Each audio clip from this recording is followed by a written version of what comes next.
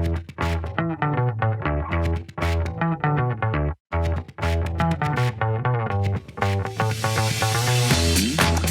world's attention is on Ukraine and the invasion from Russia.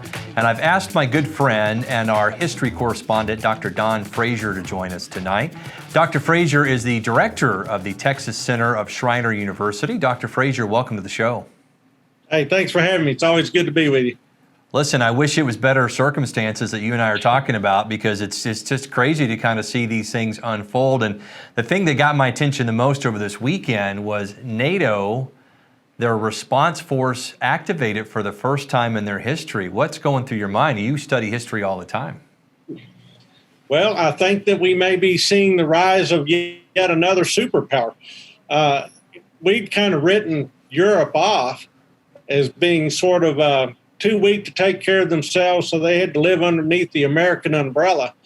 But I think this invasion of Ukraine may in many ways be their Pearl Harbor, in which they are becoming energized and activated and understand the threat that is facing Europe in a very tangible way.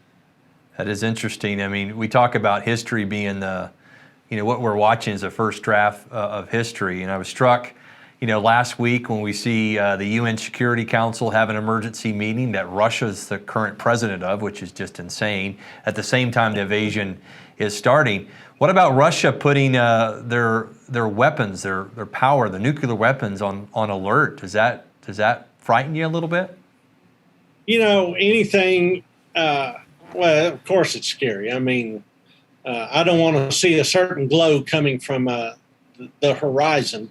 I live an hour away from San Antonio. I imagine it would be a target-rich environment for a nuclear exchange. Yeah. But so far, from what I'm reading on the intelligence wires, there's not been a big change in posture with those strategic forces. So that was probably more for an internal audience. If he was seriously going to launch a nuclear exchange, he probably would have told his generals in a little private session, guess what, guys, this is bad. You may want to call your parents, you may want to call your families because it's about to go down. But the fact that he's doing this in a very visible way, and then, of course, his minister of propaganda, claiming to be a newscaster, says, why even live in a world where Russia doesn't exist, is really for an internal Russian audience. That's not for our consumption, although it kind of rattles us. This is for Russians. And they've got to paint a narrative that this is now an existential fight for their country, which clearly it is not. So why, and I know this is a question that everyone's asking right now, when you look at the map, obviously Ukraine has a history with Russia, having celebrated independence recently, 30 years independent. Why does Putin even want to take Ukraine? What's the reason for that? Probably a number. For starters, it's to reestablish Russian relevancy. People don't realize that Texas has a larger GDP than Russia.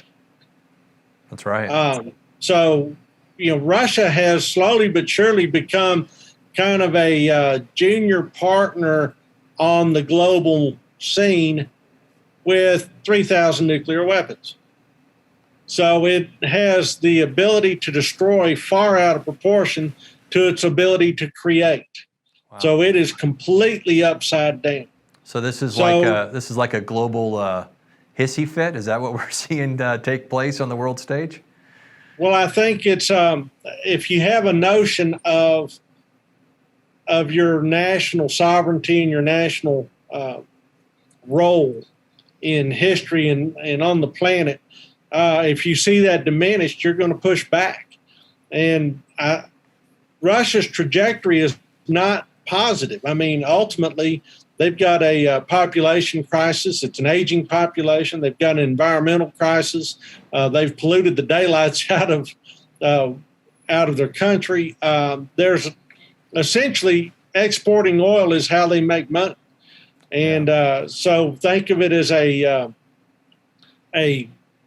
really hard frozen Saudi Arabia without a lot of other options and other, charms. So Well, it's that's an interesting point because most wars are started when you need more resources. So what's in Ukraine that Russia needs?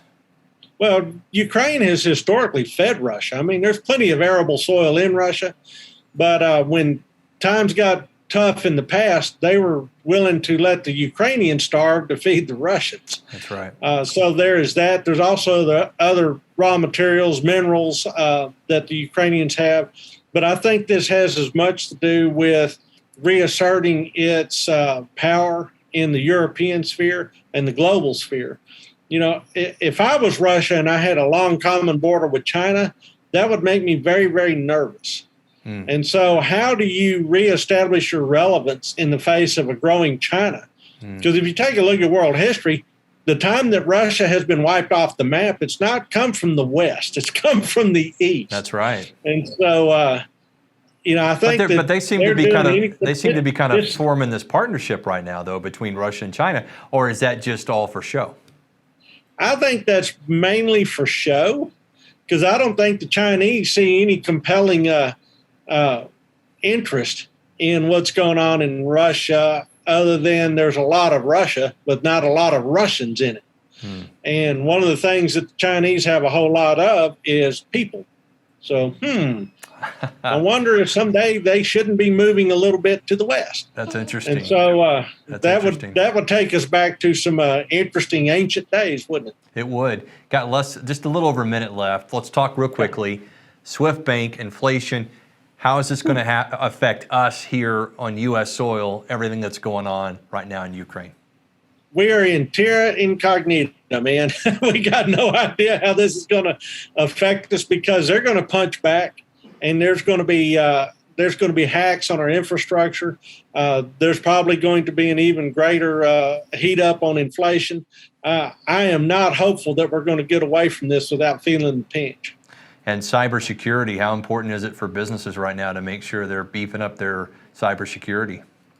Absolutely. They all need to be very robust. I mean, this is in the old days, wars were fought a long way away by people that we don't know.